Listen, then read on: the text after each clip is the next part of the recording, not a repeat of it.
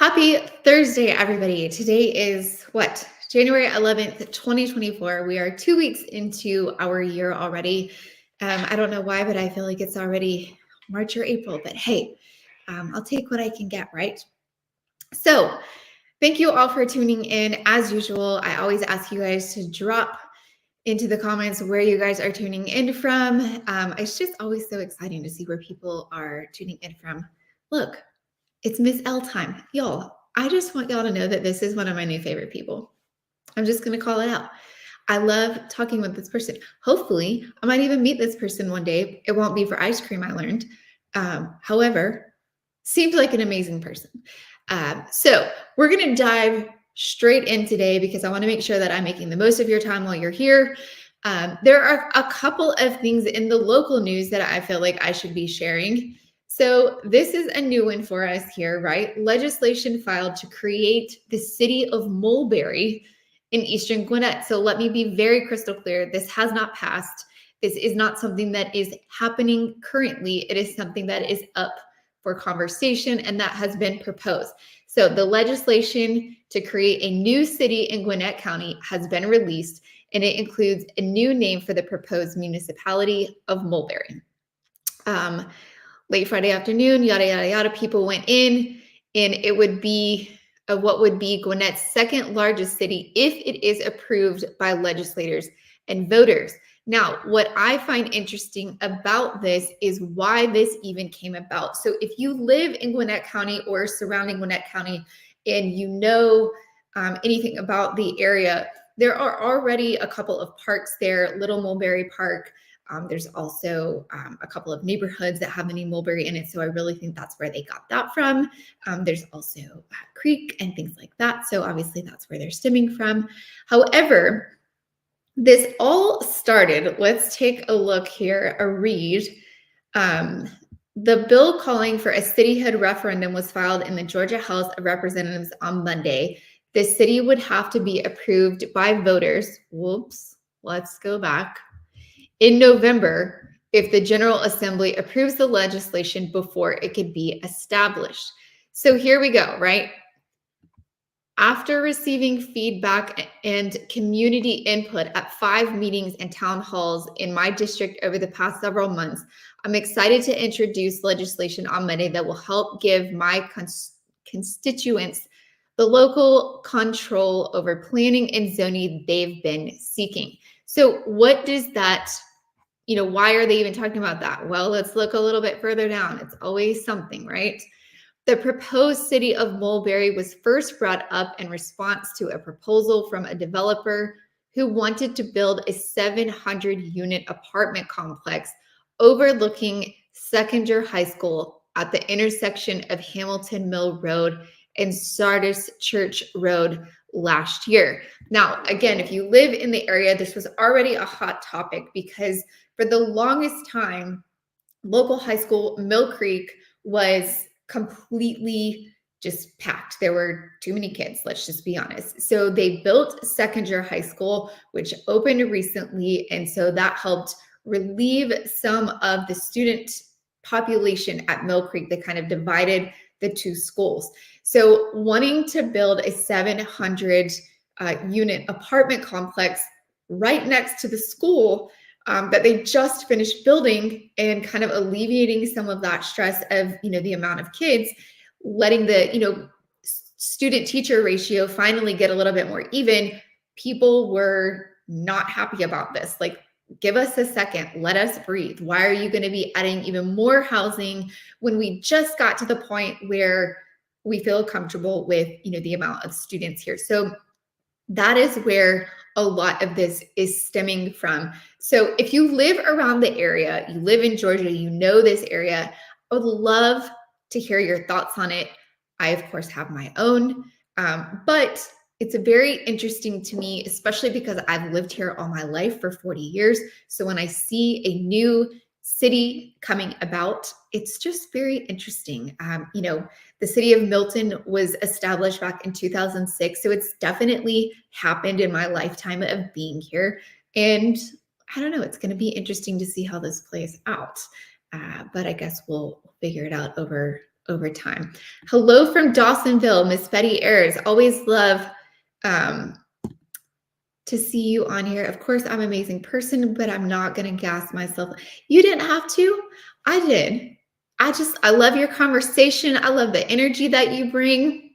You don't have to do it. I'll do it for you. So I appreciate y'all tuning in every week. It is always so much fun that y'all bring. So I want to go over some of the news for the nation and how it might really be affecting you going forward. So looking at things here, consumer prices rose. Actually, I want to start over here with the CPI report. Yep. Consumer prices rose 0.3% in December, which was higher than the Fed was expecting, pushing the annual rate to 3.5%. Now, this is something that I kind of take, I won't say issue with, maybe a little bit. In December, I feel like it's always a really hard time. Oh, let me turn that off. Hello. I feel like it's always a hard time to really read the CPI report because it's the holidays. So a lot of people are going to be spending more. Even in the downturn when we were in recessions, it historically, our spending goes up when it comes to the holiday season. So I don't know, looking at this, does the Fed take that into consideration? Do they really look at the fact of, okay, let's balance this because it is the holidays and of course people are spending. But the thing that makes me nervous about this is not just cash spending. This is credit cards. This is other things. So I feel like it's just raising the debt that us as the American people have. Now, that being said, I want to really explain something because I was at a lunch earlier and I was having this conversation, this exact conversation, because we were discussing the CPI report.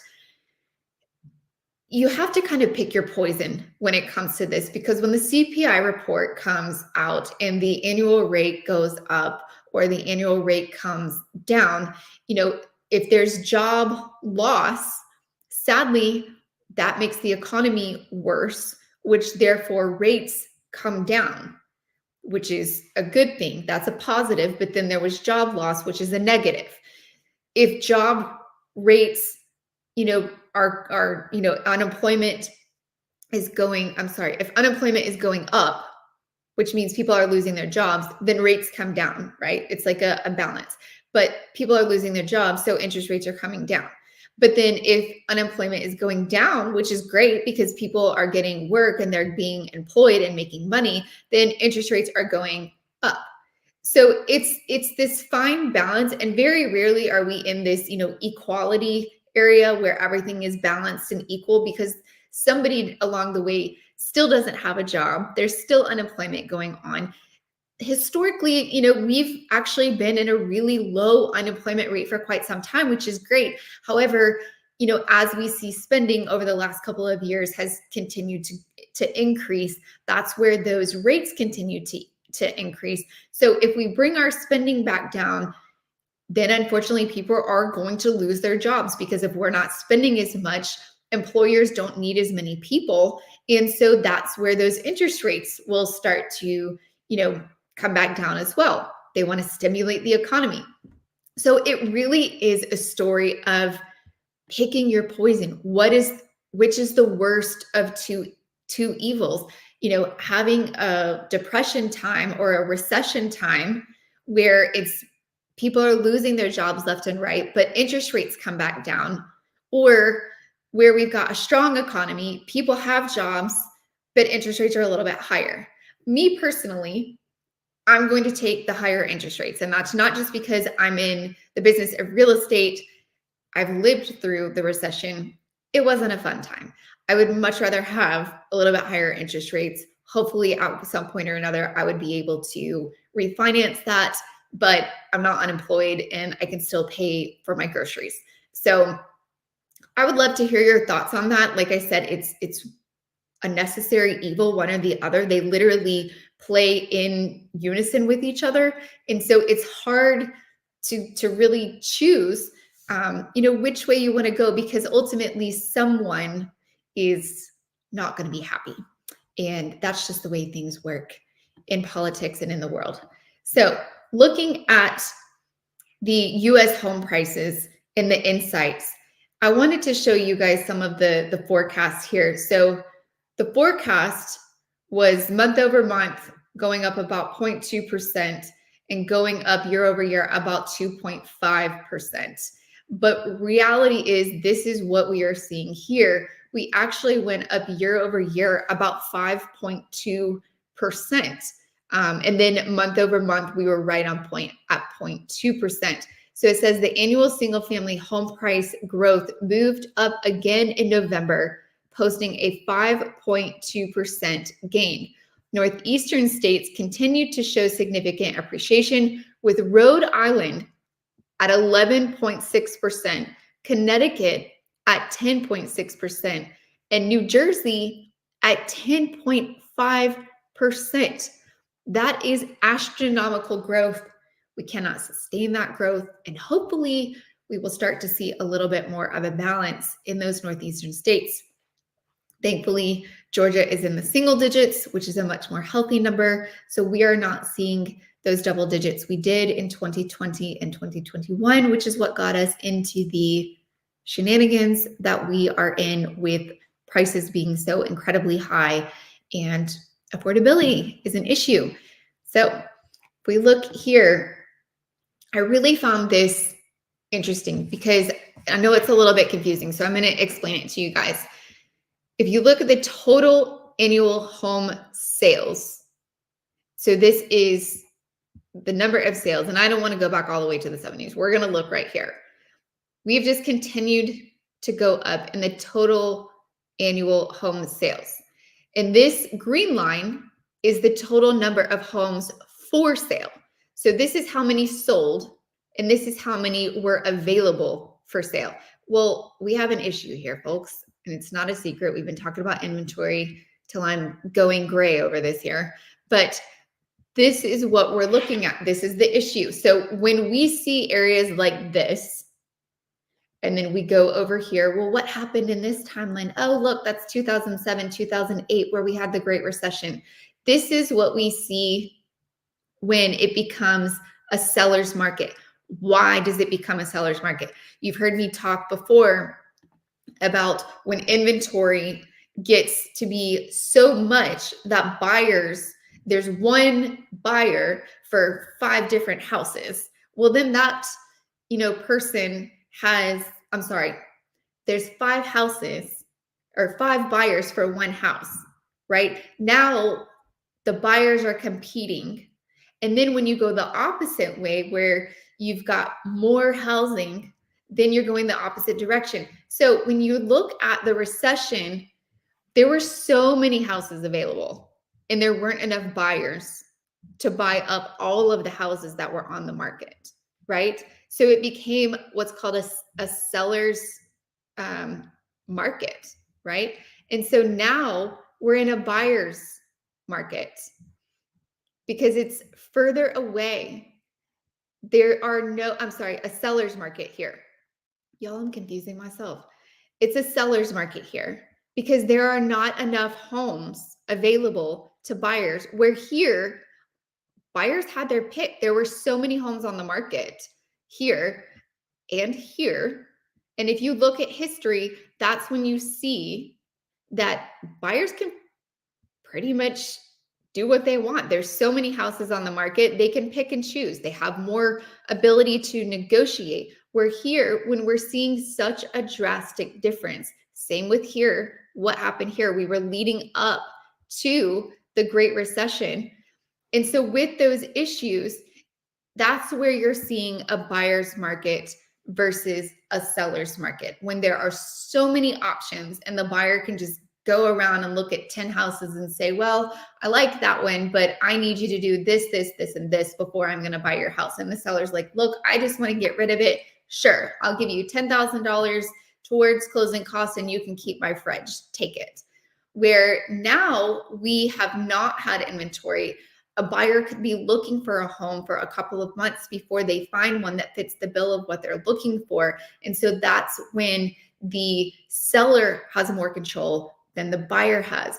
But I will say recently we've been starting to see some things going, some things being released. So hopefully we will start to see a little bit more inventory coming up. Now, this was interesting.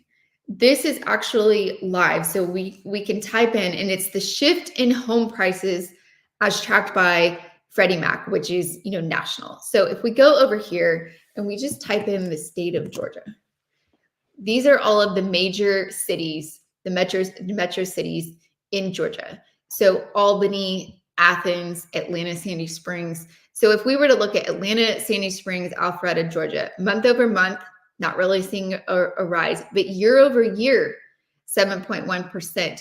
And these are the numbers that are take your breath away.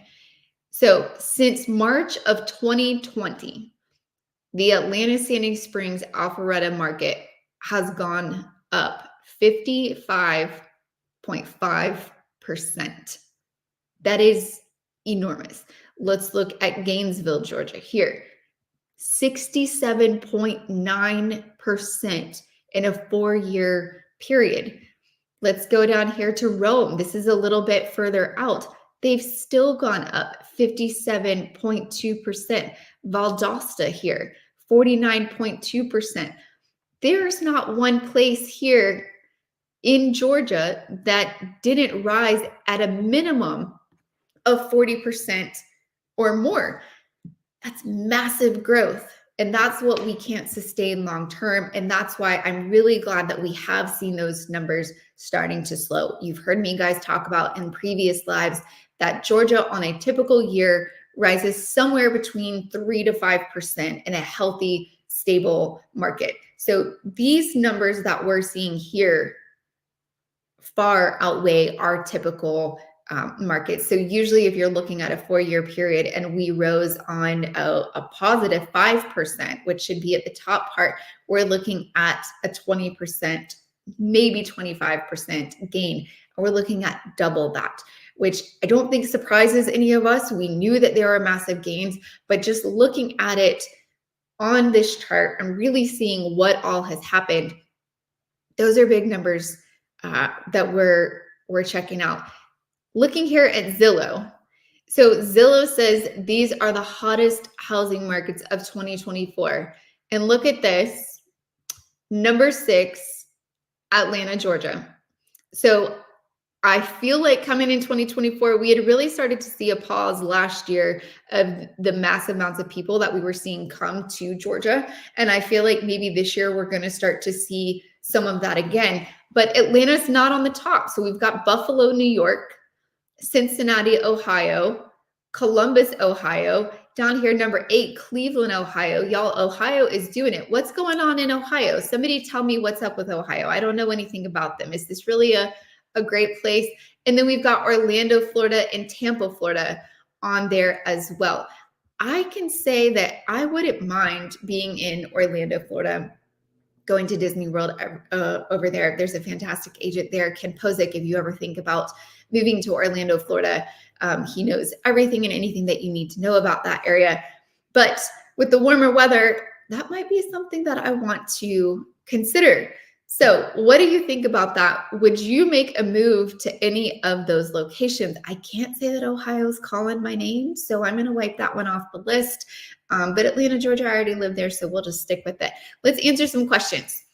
I will say you won't have to convince me to move to Georgia because I can't lie. I like it. I'll swallow my pride. Thank you. Thank you for just being honest, letting it out there. Doesn't it feel good? It feels good just to put it out there. I just need to convince the governor to rid Georgia of income tax. If you can do that, you'll be my favorite. Let me know. I'll come with you.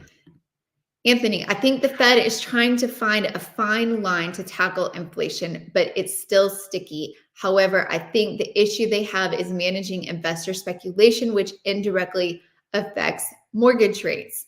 I agree with you there. I'd love to hear your thought process a little bit more on investor speculation and how you think that that is going to change things if you think it'll change it drastically. I think that this year is going to be a very interesting one. You've heard me talk about it on the live before. Anytime we have an election year, things are interesting, sticky, if you will. I like your word there, Anthony, sticky. Just because I don't care what side you're voting for, everybody wants to look good. Everybody wants the American people to be happy, because come later on this year, we're going to be at the voting polls and we need to smile and be happy and feel like the economy is doing great. And so a lot of times we do see interest rates reflected in that, because if interest rates are good, people are happy. If gas prices are good and grocery bills are lower, thank God, people are happy. And then we feel more confident in voting for the party that is creating that. Now, I personally think that we are not going to see an interest rate reduction until maybe second quarter of this year.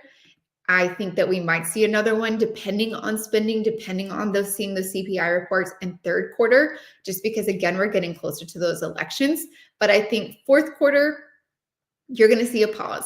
I don't think that you're really going to see a lot of transactions come fourth quarter. I don't think that you're going to see a lot of new mortgages come in fourth quarter, because I think a lot of people are going to be really sitting on the edge of their seat, seeing which way our election is about to go. And like I said, I don't care what party you're voting for. Everybody wants to stir the economy, make it look good, and keep moving on. So we'll just have to see kind of how that plays out. So one of the things that I've really wanted to go over with you guys, I'll be honest, I personally sat down earlier this week and was going over my budget, which I absolutely despise this day each month, going over my budget. It just is not something that I like doing. I don't like having to face the facts. And I sat down earlier this week. I was going through my business budget and I was going through my personal budget for our housing, everything we spend, what our monthly income looks like versus what's going out. And sometimes it's a little bit painful. Sometimes it's fine. And I've talked about moving for the last couple of years. We live in Suwanee. We love it here. Kids go to school here. However, I've been in my house for 12 years and I just want something different. I want something newer. And I was looking at the mortgage calculator, because we talked about doing this in 2021. And I just said, you know what? I don't want to deal with it. I was like a lot of you guys where I didn't want to compete. I'm fine in the house that I have. I don't have to move. It's just not my thing. And so looking at this mortgage calculator was a little bit painful, because I don't think a lot of people, if you have not been actively looking at purchasing a home and been looking at the difference in rates and what that can afford you, then you probably haven't really understood why people are so upset about interest rates in just a couple of points. So I wanted to kind of let you guys see this. So if we're looking at a loan amount of about $500,000, just an average price point at 8% interest, that is a $3,600, almost $3,700 a month payment. That's pretty steep.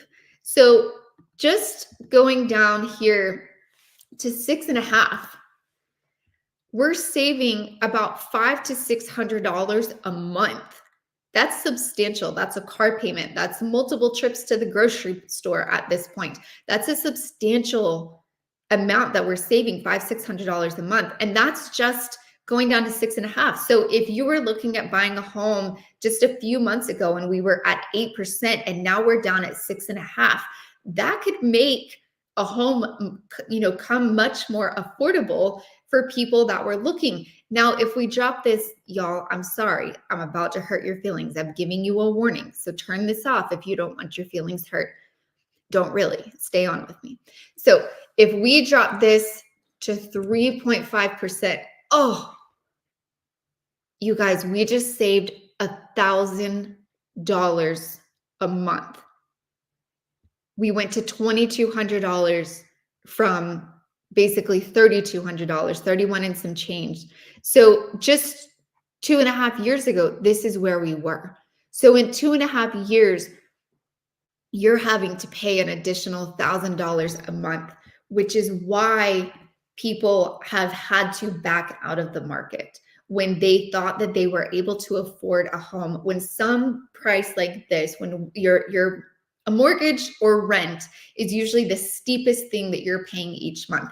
If you have something you're paying more than that, if you're renting and your car payment is more than that, you need to talk to a financial advisor ASAP. But normally, if you're in a home, your debt to income ratios they looked at prior to buying, and unless you've purchased, a car after you purchase the home, then this is most likely the most expensive bill that you have each month.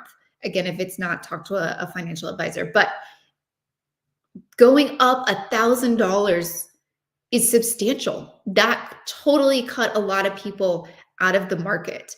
And so if you were looking at buying last fall and you were looking at 7 or 8%, and we're now back down to 6.5%, I really encourage you to talk to a lender, because at 8%, we were at $3,669, basically $3,700.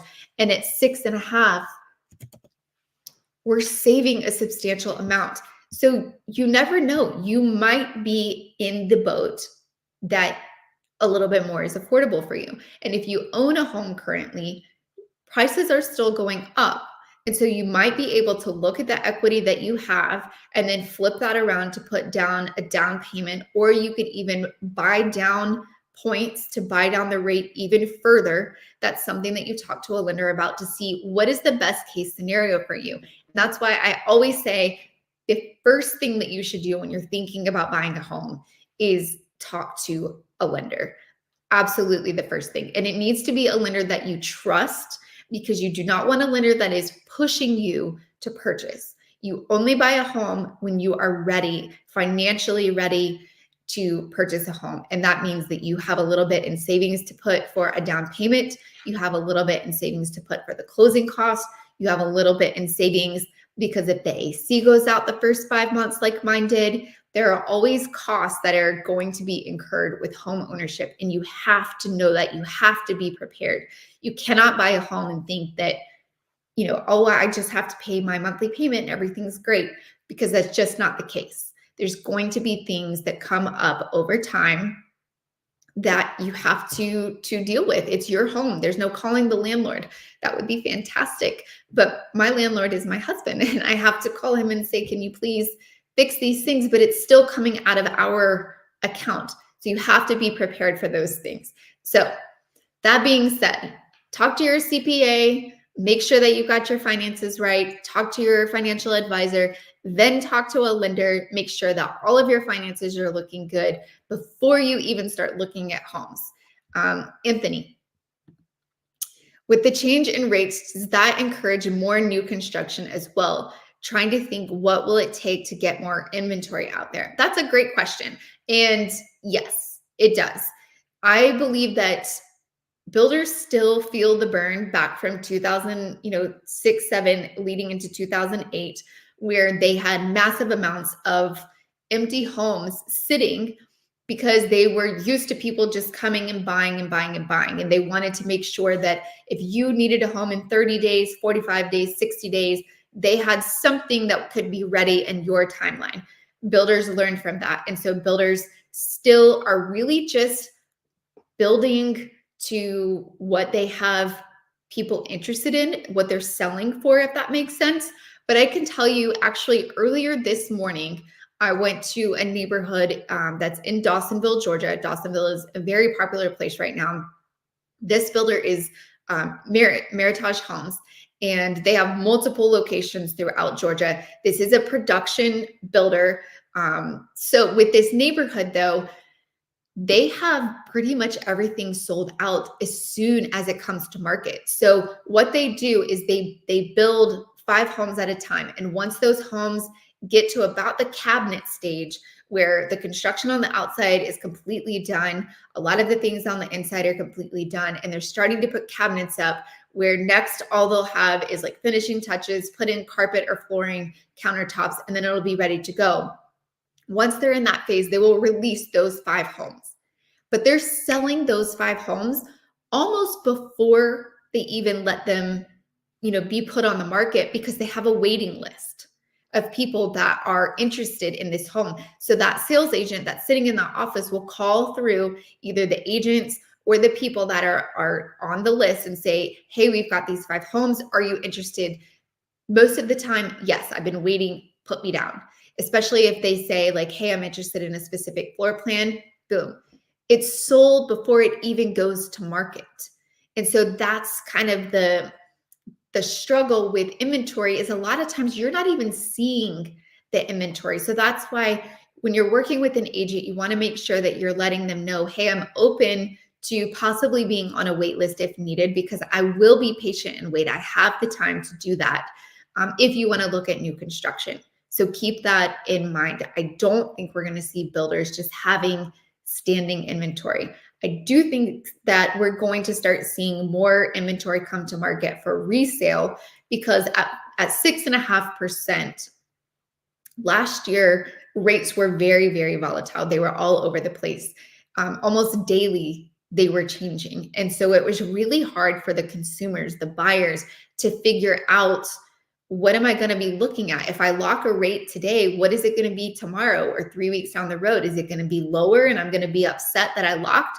Or if I don't lock in today and I wait 20 days, is it going to be up an entire percent? And now I can't afford the home that I was looking at, right? Where this year it feels like we've been through the turmoil. I also think last year the media was doing that fear factor, right? All we heard was recession, recession, recession. That's where we're heading, is the recession. And we had some bumpy times, but we did not hit a recession. I will say prices increased, groceries increased, gas increased, but we did not have a recession. And so this year it feels like a little bit more stability to me. And I think that that is giving buyers and sellers a little bit more confidence in putting their homes on the market. The sellers are saying, okay, a year ago, we were at 6.2% interest. Now we're at 6.5%. It looks like we're only going to be trending down from there. So I can deal with that. I feel confident that I can put my home on the market. I can still get a really good number because we've only been trending up here in Georgia. We have not had a reduction. So I can still get top dollar for my house. And when I'm buying a home, I can deal with 6.5%. I can deal with 6.25%. I could not deal with 8%, which is why a lot of sellers were like, you know what, I'm good. I'll stay put. I don't want to be here anymore, but I don't have to move. I'm not going through a divorce. I'm not having children where I need a bigger house. I can stand to be in the house that I'm in. And at 8%, I'm going to just chill for a bit. And now sellers are saying, okay, at 6.5, knowing what I can get for my house, feeling the confidence that we're going into with this year, I'll take it. I'll go ahead and list and I'll make the move, which is freeing up inventory for buyers to then be able to purchase. So I am hopeful that we will start to see a really, really good year. Repairs as soon as you move in is fun. Yeah, I feel your pain there. Literally within 5 months of moving into my home 12 years ago, right after finding out I was pregnant with my second child, July, my AC went out. And, being pregnant and hot is not exactly a fun time. So definitely had to get on that boat of fixing your home. So, home ownership is something that you have to really be mentally prepared for and definitely financially prepared for. I will always preach that to you guys. I know I mentioned talking to a lender. If you don't have a lender you trust, let me know. I'm happy to put you in contact with one that I trust dearly. I love him because he doesn't push people. He will be the first one to tell you, look, you're not ready. You need to work on your credit score, or you need to save a little bit more money, and this is how much. So he will kind of give you guidance. He is not a financial advisor, so don't use him as such, but he can give you the guidance to get yourself in a position to where buying a home, if that's your desire, is obtainable. So I hope you guys have a great rest of the week, a great weekend, and I will see you guys on the next live next Thursday at 7 o'clock.